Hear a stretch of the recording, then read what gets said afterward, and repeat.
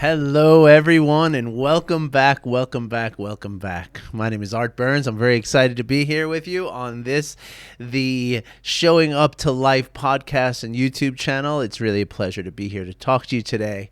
So first things first, I want to just let you know that I woke up this morning. I didn't have hundreds and hundreds of people signing up for my Self-Compassion course. So, of course, the only answer could be that there's a problem with the link. Okay.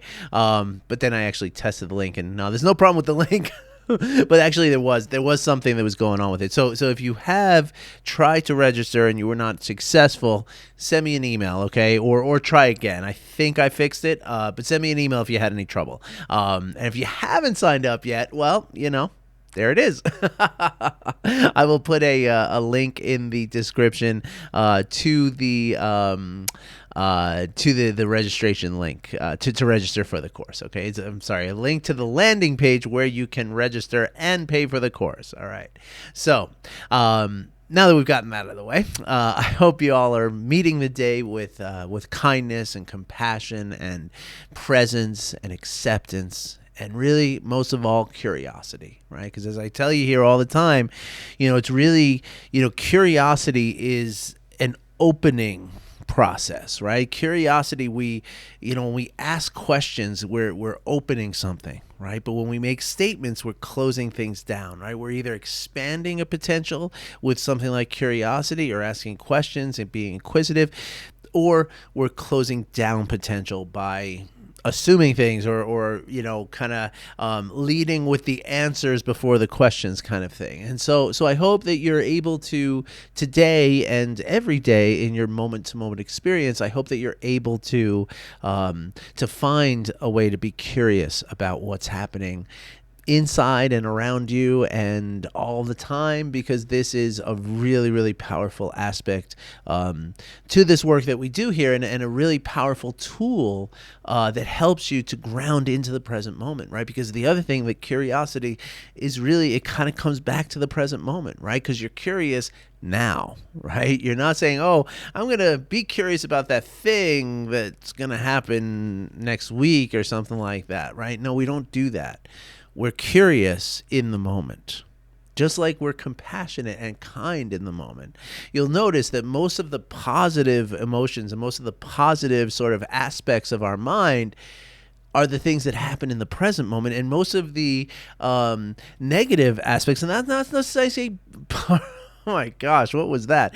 That's not to say that the negative is bad, right? But most of the negative emotions that we experience are pulling us away from the present moment, right? Things like shame are rooted in the past, where things like fear are rooted in the future, right? Anger can be both, right? And so it's very helpful for us to, again, to dwell in the present moment. And that's the thing, right? If we can dwell in the present moment with curiosity, with acceptance, with compassion and kindness, well, then everything else kind of takes care of itself, right? Because, again, it's never about not feeling a negative emotion, right? As Barbara Friedrichsen says, the negative emotions are just as, they're as important as the positive emotions, but not maybe in the same proportion, right? Like, yes, we want to have more positive emotions than negative emotions, because that's the sign of well-being, physically and emotionally, right? But, but if we didn't have some of those negative emotions, then life would feel very thin. Life would feel very almost like a paper cutout, if you will. It would lack depth, and it would lack true connection. Right? And in a very real way, pardon me, while it's not about avoiding negative emotions, and it's not about banishing them or muscling your way through them, right? Instead, it's about it's about letting them do what they're supposed to do. Right. And that's the thing, right? That while I say that the negative emotions like shame, for instance, is going to bring you into thinking about that thing that happened that's making you feel shame, right? And so you're going to go back into the past a lot, right? But the thing is that when your body's feeling shame or anger or fear or any other emotions that are on that sort of negative side of the line, well, your biological imperative at that point is to move back towards the positive emotions, right? Because the positive emotions, again, as much as they represent being present in the moment, they also represent well-being and health and healing and growth, right? When you're experiencing positive emotions, then your body is in a place of openness and growth potential and healing and wellness, right? But when you're in a negative emotion, that, any of the negative emotions, really what they're going to do, there's a threshold at which they will cross and cause stress in your body. And that is not healing. That is not growth. That is not well-being. That is all the things that are opposite to that. So it's not about avoiding the negative emotions, but it is allowing us to be motivated back to the positive emotions. Hope that makes sense, right? But most of all, what it is just being aware of it, right? Because if I'm aware, wow, I'm in this negative emotional place, right? Then I can work with it. Right? I don't have to run back to the positive emotion. It's also not about that, right? It's not about escaping.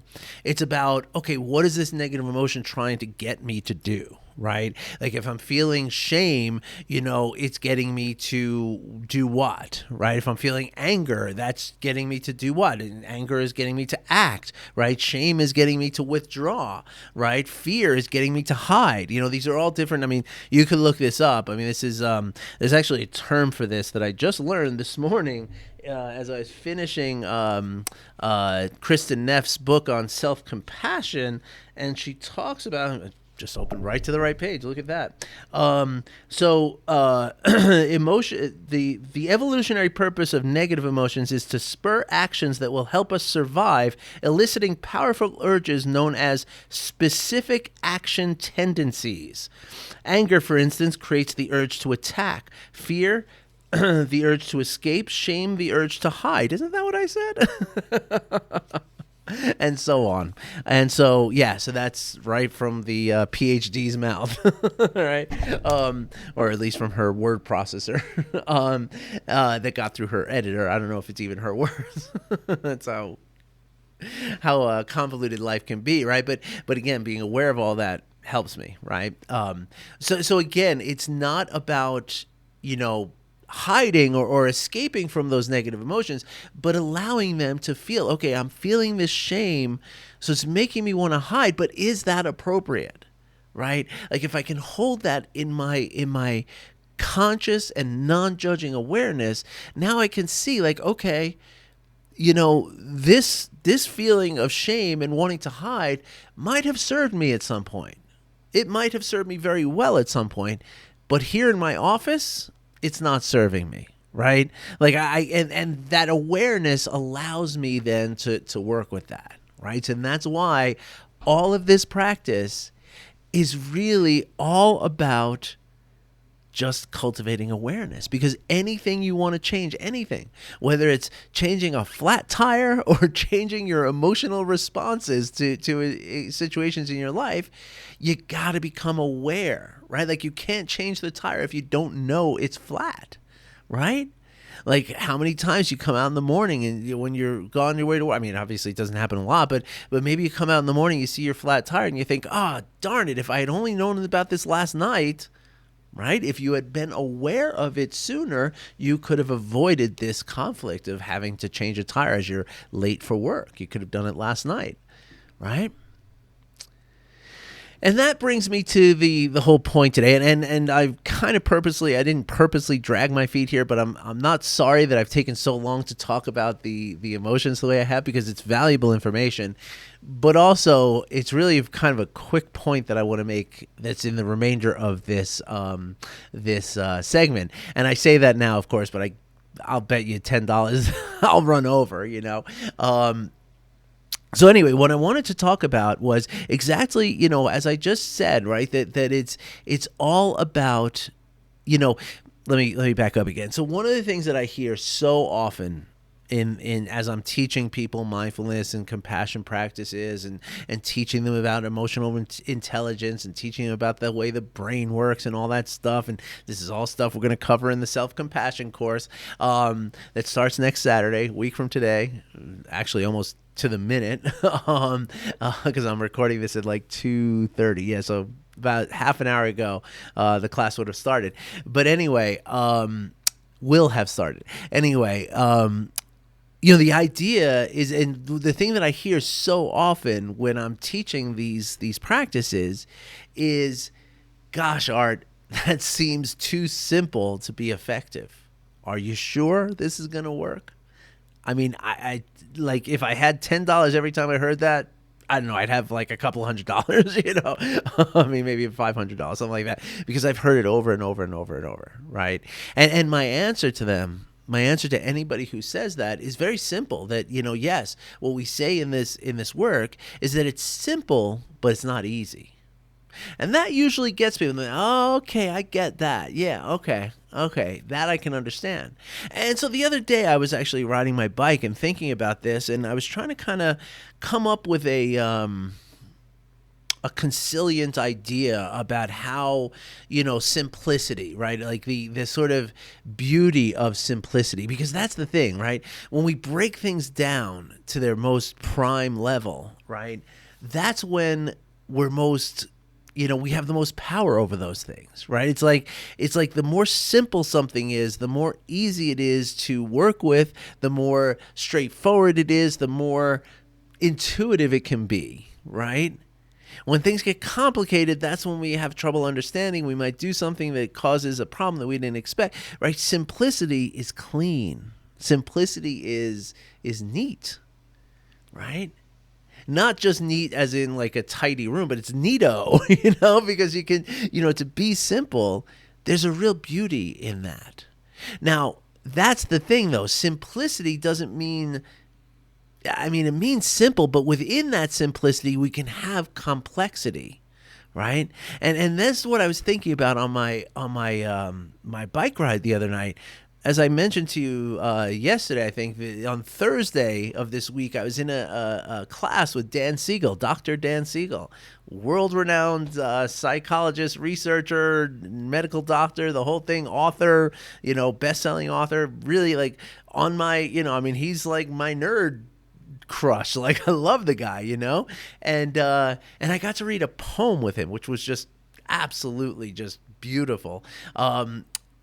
But anyway, I started to think I don't know why I brought that course up now. I see I got distracted thinking about Dan Siegel, like, birds flirting in my head.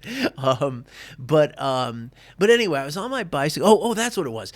During this call, I got to read a poem with Dan, and then with somebody else who was having a hard time like feeling into his body. He had a guitar in the background of his office, just like his was on the wall, mine's on a stand, but and Dan said, well, if you pick that guitar up behind you and you play it, can you feel into your body as you're doing that? And the guy was like, yeah, I guess so. He's like, can you do it now for us? And he literally had the guy bring his guitar off the wall and play a couple of tunes, a couple of chords from a tune. And the tune he played was Blackbird by the Beatles, right? Which is one of the most beautiful songs, right? Like if you're my age, anywhere close to my age, you grew up listening to that song and loving it, right? It's like, who doesn't love that song? It's so beautiful. I'm not saying you have to love the song. Maybe you don't. That's cool. But you will agree that it is a beautiful song, and like kind of it has a level of emotional depth to it, right? But that song, just like all the Rolling Stones songs, just like all the John Prine songs. John Prine will go down as one of the greatest songwriters in the history of the world. And he never wrote a song that had more than 3 chords to it. And again, that's true of the Rolling Stones. It's true of the Beatles. It's true of the Grateful Dead. All of these, classic rock that we listen to. And of course, the new music is not any different, right? In this way. Yes, there are some rock and roll songs that have 6 or 7 chords that are a little more complex. Yes, definitely, right?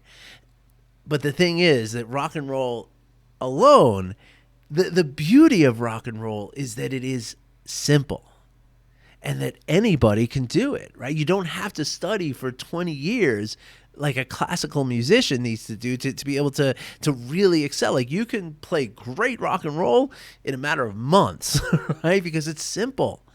And that simplicity allows for the complexity to live inside of it. And that's really one of the most beautiful things about my favorite guitarist is Jerry Garcia, right? That, again, his stuff was not complicated because it was just following a very simple 3-chord, pattern. But yet what he did within that simplicity was enormously complex, right? Same thing with the Stones, same thing with the Beatles, same thing with every Western music you can name, right? If you ask any classical musician, they'll say that rock and roll songs are simple. They're silly simple. They're like child's play. But yet we all know that there's masterpieces, right? Like, again, John Prine will go down as one of the greatest songwriters in the history of the world. Not just the U.S., he is known throughout the world. And he never wrote a song he actually says that in one of his concerts that a recording of which I've listened to. I'm going to leave you with this, is that he played this song called Grandpa Was a Carpenter. And, and after the song, he goes, yeah, I guess when I started playing, I learned those first 3 chords and I figured I never need to know anymore. Or any other ones, right? So he just, that's the thing, right? And so the idea here is that especially when it comes to mindfulness practices, but when it comes to anything in your life, embrace the simplicity. Don't write off simplicity as meaningless or inferior or dumb. Simplicity can be really, really beautiful. And it really, and that's the thing. Life is simple. And it is only when we start complicating life that we start getting in trouble. But if we can just do like John Prine and keep it just straight up 3 chords, then let the words and let the beautiful flow and the lead guitars, let all that stuff be the exciting stuff, right? But keep things simple. Like just noticing what's happening in the present moment and doing so without judgment and with curiosity, with compassion and with kindness and acceptance. What could be more simple than that? All right, everybody. I'll see you in the next segment. Go long on that last segment, didn't I? I knew it. Oh my gosh, that's so funny. So I hope you enjoyed that last segment about simplicity and about really the beauty of simplicity and really about like the advantage of simplicity, right? And so along those lines, I want to talk about something that this is certainly among the many, many things that we're going to cover in my self-compassion course. And this is a big, big part of it, okay? And yes, I'll probably use the same metaphor. So, consider it, look out for a spoiler alert here maybe. But the thing is that, in a lot of ways, right, and this is really the kind of concept behind self-compassion, right? And not just compassion, because, I don't know if I should even get into this now. I'll get into it just a little bit, but we'll probably talk about this again in the next couple of days in another episode, right? Because there's a distinct difference between kindness and compassion. They're very, very similar, and they're very closely related to one another. And in fact, they facilitate each other in a certain way.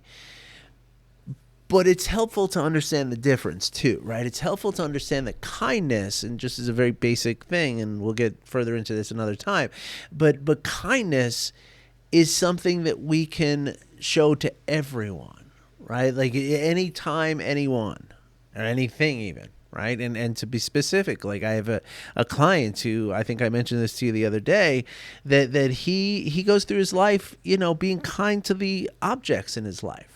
Right? So does this little pad of Post-its, does it like the way that I'm using it, the way that I'm handling it? It's a beautiful concept. But that's the thing, right? Kindness is just, you give it out, right? It's always, There's no need. There's no trigger that has to happen in order for us to feel kindness. Okay, and so or to express kindness is really the point. Feeling it, yes, but expressing it also, right? Whereas compassion is, it's a response to suffering, right? I mean, the word itself, I talk about this all the time, right? I'm sure I've said it to you, and I've said it to so many other people, everybody I teach compassion to.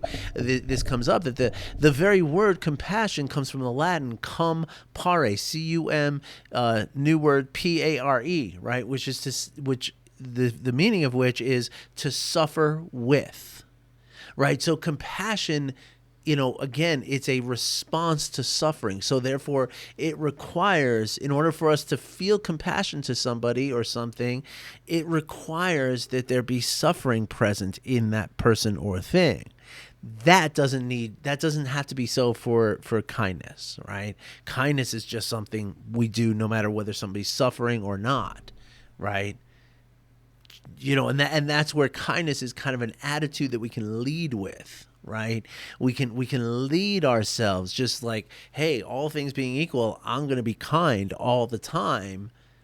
And then that's what I mean by facilitating compassion, because if I'm kind to everyone, then I'm much more likely to notice somebody else's suffering and then extend that suffering, extend that compassion to respond to that suffering. Here's the thing.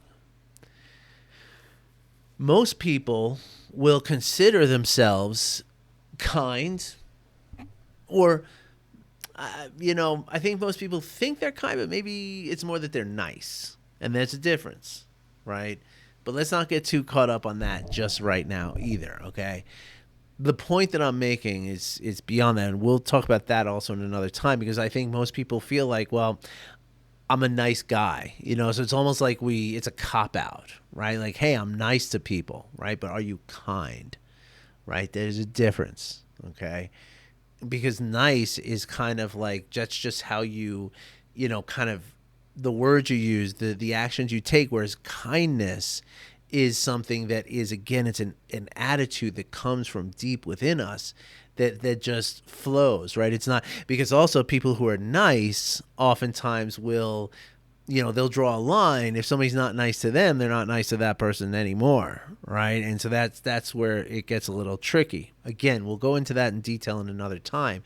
But for right now, what I want to draw your attention to is the fact that, it's not about whether it's kind or nice or compassionate or kind. Let's leave all that aside. The point is that most of us feel that we are those things, but yet we're not those things to ourselves, okay?